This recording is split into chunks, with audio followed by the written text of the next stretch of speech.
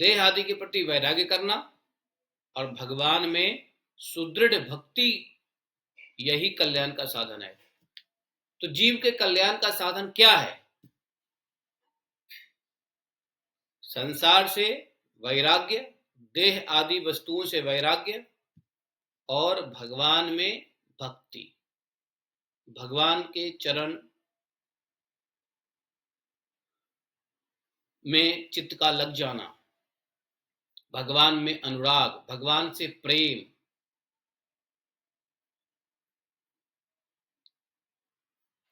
यही कल्याण का निश्चित साधन बताया है शास्त्रों ने। कल्याण के बहुत सारे उपाय हैं, लेकिन सबसे बड़ा उपाय है जो शास्त्र में भली भांति विचार करके शास्त्र निश्चित करते हैं, वो यही है कि देह आदि से वैराग्य और भगवान में अनुराग। शरीर और शरीर से रिलेटेड सभी चीजों में वैराग्य और भगवान से अनुराग, उधर से वैराग, यहां से अनुराग। संसार से अलग होना, भगवान से जुड़ना, इसका मतलब यही कह सकते हैं ना, संसार से अलग और भगवान से जुड़ना, यूनियन, योग, इसी को योग कहते हैं। भगवान से जुड़ना, भगवान में प्रीति होना, ये योग है। लेकिन भगवान से प्रीति ना होकर के संसार से प्रीति होना, ये योग नहीं है, ये भोग है। योग और भोग में क्या अंतर है? यही अंतर है।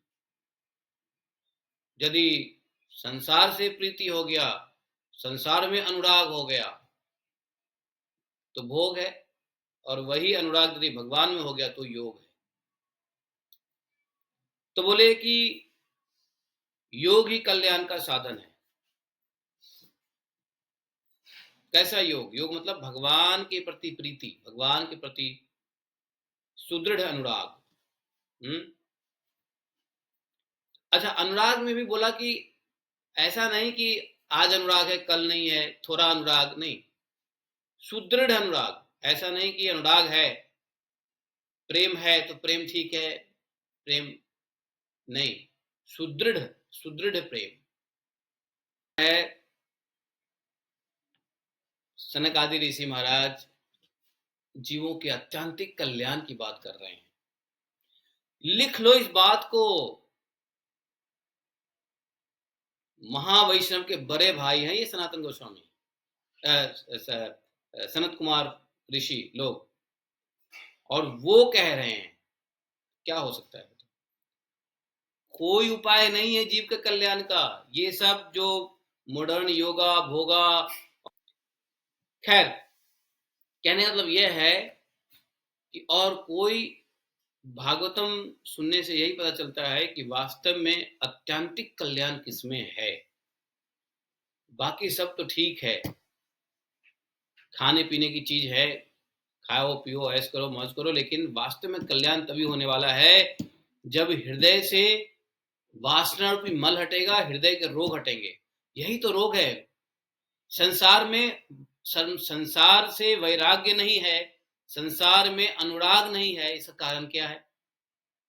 इसका कारण है हृदय के रोग, क्योंकि संसार से हमें राग और द्वेष है। या तो हम किसी से नफरत करते हैं या किसी से हम प्रेम करते हैं। प्रेम नहीं, प्यार कह लो, प्रेम तो शुद्ध होता है। तो या तो हम किसी से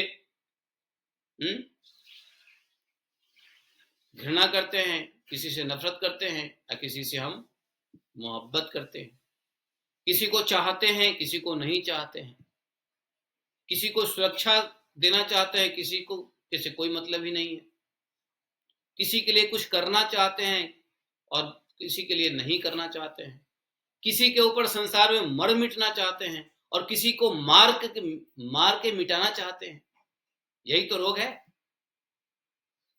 संसार का, यही रोग है ना जी, हृदय का यही रोग है ना। तो किसी को हम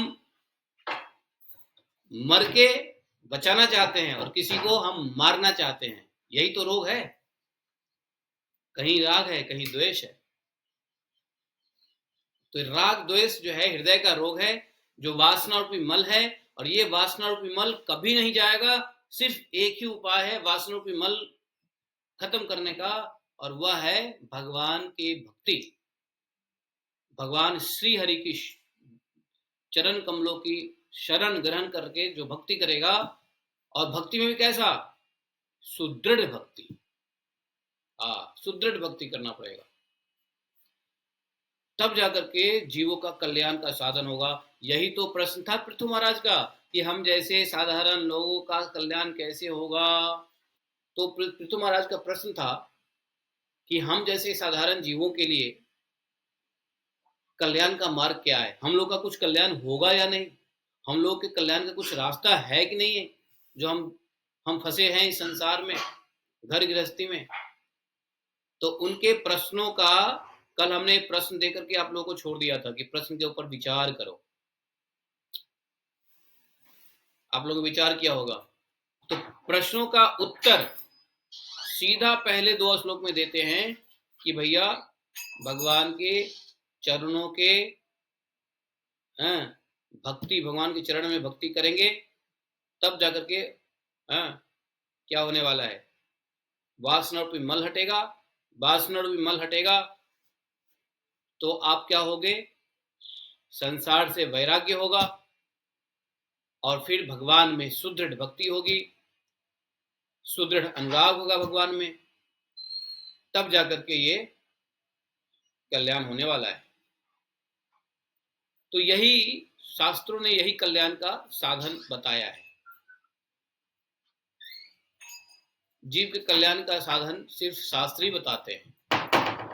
आगे आ जाओ, श्लोक में क्या बोला, आगे बोला देखो, शास्त्रों का यह भी कहना है क्या, एक तो शास्त्र के मुताबिक कल्याण का क्या साधन है ये बता दिया। दूसरा पॉइंट लिखते हैं, बताते हैं, सा श्रद्धया भगवत अर्चया भगवत्तम अर्चया जिज्ञासया या आध्यात्मिक योग निष्ठया। कुछ और उपाय बता रहे हैं। उपाय क्या है, बोले कि शास्त्र का यह भी कहना है कि गुरु और शास्त्र के वचनों में विश्वास करने से, क्या, गुरु और शास्त्र के वचनों में विश्वास करने से, भागवत धर्मों का आचरण करने से, देखो नंबर 1 लिख लो, गुरु और शास्त्र में भरोसा, नंबर 1। नंबर 2 बताया भागवत धर्म का आचरण करने से। नंबर 3 तत्व के ज्ञान से। नंबर 4 ज्ञान योग की निष्ठा से। नंबर 5 योगेश्वर श्री हरि की उपासना से। नंबर 6 नित्य प्रति पुण्य कीर्ति भगवान की पावन कथाओं को सुनने से। नंबर 6 जो लोग धन और इंद्रियों की भोगों में ही रत हैं उनकी गोष्ठी में प्रेम न रखने से। अब देखो नंबर 6, नंबर 7 ये है कि जो लोग सिर्फ इंद्रिय भोग में ही रहते हैं उनसे प्रीति मत करो, नंबर 7। नंबर 8 उन्हें प्रिय लगने वाले पदार्थों का आसक्ति पूर्वक संग्रह न करने से। देखो जो चीज अच्छी लगे उसको इकट्ठा मत करो, ये नंबर 8।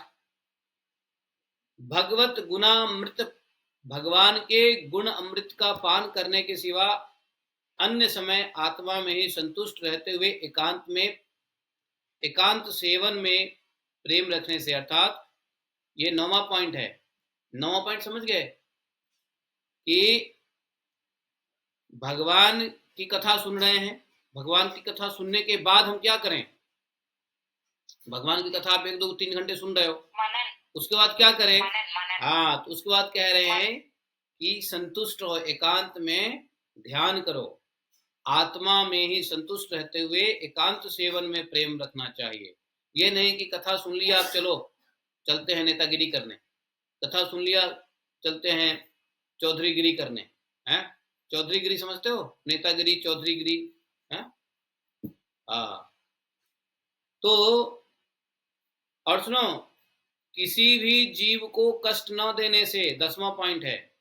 11वां पॉइंट है निवृत्ति निष्ठा से। निवृत्ति निष्ठा समझते हो क्या होता है निवृत्ति निष्ठा, अर्थात चीजों को छोड़ने की आदत। छोड़ो, ये अपने काम की नहीं है कि नहीं, छोड़ते हुए भगवान के भजन की तरफ आना। निवृत्ति निष्ठा, कर रहे हैं लेकिन इसमें प्रवृत्ति नहीं है, निवृत्ति है। करना मजबूरी है, बॉडीली मेंटेनेंस के लिए, समाज को दिखाने के लिए, परिवार को दिखाने के लिए, लेकिन उसमें हमारा प्रवृत्ति नहीं है। हम सोचते हैं हे भगवान ये काम कर तो रहा हूं, कब छूटे ये काम। वो निवृत्ति परायण है। जो व्यक्ति संसार के काम करते हुए भी मन में इच्छा रखता है कि मैं क्या कर रहा हूं, मुझे तो भजन करना है, इसको बोलते हैं निवृत्ति परायण, है कि नहीं। जो हम कर रहे हैं उसी में आनंद ले रहे हैं, ये प्रवृत्ति परायण है। निवृत्ति परायण, प्रवृत्ति परायण समझो। तो ये 11वां पॉइंट है। सुनो, 12वां पॉइंट है आत्महित का अनुसंधान करते रहने से। ये 12वां पॉइंट है, अर्थात आत्म कल्याण के लिए बार बार सोचो कि हमें क्या करना चाहिए। हमें धाम की यात्रा करनी चाहिए, हमें साधु संतों की संगति करनी चाहिए, हमें जो है भगवत ज्ञान तत्व के लेने की जिज्ञासाएं करनी चाहिए। अर्थात आत्महित, अपने आत्मा की कल्याण के लिए सोचते रहो क्या करना चाहिए हमको, क्या करने से हमें आत्महित कल्याण होगा, उसका अनुसंधान करो, रिसर्च करो, ढूंढते रहो। अनुसंधान मतलब ढूंढना। 13वां पॉइंट बताया है श्री हरि के पवित्र चरित्र रूप श्रेष्ठ अमृत का आस्वादन करने से। श्री हरि के पवित्र चरित्र रूप श्रेष्ठ अमृत का आस्वादन करने से, अर्थात भगवान के जो लीला है उसको आप सुनो, भगवान की लीला सुनो। निष्काम भाव से यम नियम का पालन करने से। 14वां पॉइंट है निष्काम भाव से यम नियम का पालन करना है, लेकिन किस लिए, कामना नहीं। मान लो ब्रह्मचर्य का पालन करना है, लेकिन ये नहीं कि हम घमंड हो जाए कि मैं ब्रह्मचर्य का पालन करता हूं और पूरी दुनिया में ढोल पीट दिया, तो कामना नहीं है। जब कभी जानते हो कामना क्या होता है, आप कोई करते हो, आप कुछ करते हो और ताली की भी इच्छा रखते हो तो कामना हो गया। अरे मैं ये बोल रहा हूं, लोग ताली बजाए, लोग वाहवाही करे, तो वाहवाही, वाह वाह वाह वाह वाह वाह, बहुत अच्छा बहुत अच्छा, ताली, क्या बढ़िया, well done well done well done, ये सब कामना है। तो कहते हैं कि यम नियम का पालन निष्काम होकर के करना है। 15वां पॉइंट बताया है कभी भी किसी की निंदा न करने से। 15वां पॉइंट है कभी भी किसी की निंदा मत करो। 16वां पॉइंट दिया है योग क्षेम के लिए प्रयत्न करने से। 16वां पॉइंट है योग क्षेम, योग क्षेम है। क्षेम मतलब कल परसों हमने बताया था ना, क्षेम मतलब क्या होता है, क्षेम का अर्थ क्या होता है, अभी कल परसों की लेक्चर में चल रहा था क्षेम, तो योग क्षेम, तो क्षेम का मतलब होता है कल्याण, अत्यंतिक कल्याण। तो योग क्षेम जो है तो कल्याण के लिए, आत्मिक कल्याण के लिए जो चीज की आवश्यकता हो, अर्थात भगवान को प्राप्त करने के लिए जिस किसी भी चीज की आवश्यकता है, योगक्षेम है। तो बोले कि योगक्षेम के लिए प्रयत्न करते रहो। मैं कैसे भगवान की प्रसन्नता के लिए कार्य करूं, मैं कौन सा कार्य करूं जो योगक्षेम हो, अर्थात जो हमें भगवान से जोड़े, भगवान से मिलाए, भगवान को प्रसन्न करे।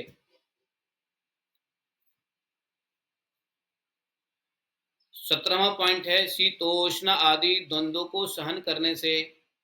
17वां पॉइंट क्या है, शीत उष्ण अर्थात सर्दी गर्मी। जो व्यक्ति सर्दी और गर्मी के द्वंद्व को सहता है, देखो सर्दी और गर्मी के द्वंद्व को सहना बहुत जरूरी है। ये मैं मेडिकल साइंस के मुताबिक भी प्रूफ कर सकता हूं कि क्यों जरूरी है, लेकिन साधु के वचन ना साइंस से बियॉन्ड होते हैं, बियॉन्ड साइंस है। साइंस तो छोटी मोटी चीज है, साधु के वचन तो बहुत साइंस से भी ऊपर की चीज है। साइंस तो only subject till material, science कहां तक है, मैटर तक है, मैटर। लेकिन अध्यात्म क्या है, बियॉन्ड मैटर है। तो साइंस किधर है, टिल मटेरियलिस्टिक, साइंस उसके ऊपर नहीं है। इस संसार जगत से ऊपर साइंस नहीं है। उसके ऊपर क्या है? डिवाइन है, डिवाइन, दिव्य है। तो इधर विज्ञान है और उधर स्विज्ञान है, सब विज्ञान। तो यहाँ पे देखो, शीतोष्ण दुख बोला कि ठंडी और गर्मी को बर्दाश्त करो। क्यों? ठंडी गर्मी बर्दाश्त करोगे तो आपके शरीर के गंदगी निकलेंगे। मैं भौतिक स्तर बता रहा हूँ, मेडिकली बता रहा हूँ। ठंडी और गर्मी को बर्दाश्त करने से हमारे शरीर की गंदगी निकलती है। हमारे शरीर का जो थर्मोस्टैटिक रेगुलेशन है वो अच्छा होता है। हमारे शरीर में जो रक्त का प्रवाह है वो ठीक से चलता है। आपको बताऊं, आजकल लोगों के शरीर में ब्लॉकेज क्यों होते हैं, कैंसर क्यों होते हैं? कारण क्या है मालूम है? रक्त का प्रवाह को रोक दिया गया है। कैसे? ठंडी में गर्म कर लेंगे और गर्म में ठंड कर लेंगे। अब ठंडी आया है तो ठंडा थोड़ा बर्दाश्त करो, 5 डिग्री, 2 डिग्री, 3 डिग्री टेम्परेचर। तो ठंड में गर्मी कर लेंगे, 30 डिग्री, 35, 32 डिग्री कर लेंगे, 28 डिग्री पे रखेंगे, वो क्या बोलते हैं, टेम्परेचर। और गर्मी आ गई, 42 डिग्री हो गया तो उसको कूल करके 18 डिग्री, 16 डिग्री कर लेंगे। अरे भाई, ये ठंडी और गर्मी बनाया गया है कि ठंडी और गर्मी से क्या होता है, हमारे शरीर के अंदर में जितने भी रक्त संचार हो रहा है ना, उसके अंदर बहुत सारे लिम्फ नोड्स, बहुत सारे मॉर्बिड मैटर्स शरीर से निकलता है। और ये जब से ये एसी, एयर कंडीशन हुआ है, तब से लोगों को कैंसर की बीमारी बढ़ गई है। क्यों? क्योंकि जो डेड सेल है वो शरीर से निकलता ही नहीं है। क्यों नहीं निकलता है? क्योंकि भैया ठंडी गर्मी तुम बर्दाश्त करते नहीं हो, एक ही टेम्परेचर में रहते हो। एक ही टेम्परेचर में रहने वाले शरीर के अंदर बहुत गंदगी होती है। जैसे मान लो कि आप किसी ऐसे कंट्री में चले जाओ जहां पे हमेशा माइनस टेम्परेचर हो, माइनस, वहां देखो शरीर में गंदगी गंदगी हो जाती है। और ऐसी जगह जहां जाओ जहां पर हमेशा टेम्परेचर 40 डिग्री ही रहे तो भी गंदगी शरीर में हो जाएगा। शरीर में से गंदगी निकालने का एक ही है कि आप ठंडी गर्मी को बर्दाश्त करो। समझे? तो ये तो मैंने आपको मेडिकली बता दिया।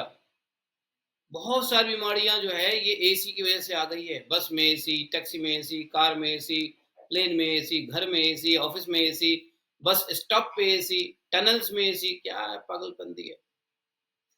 अरे शरीर को ठंडा गर्म में तपने दो।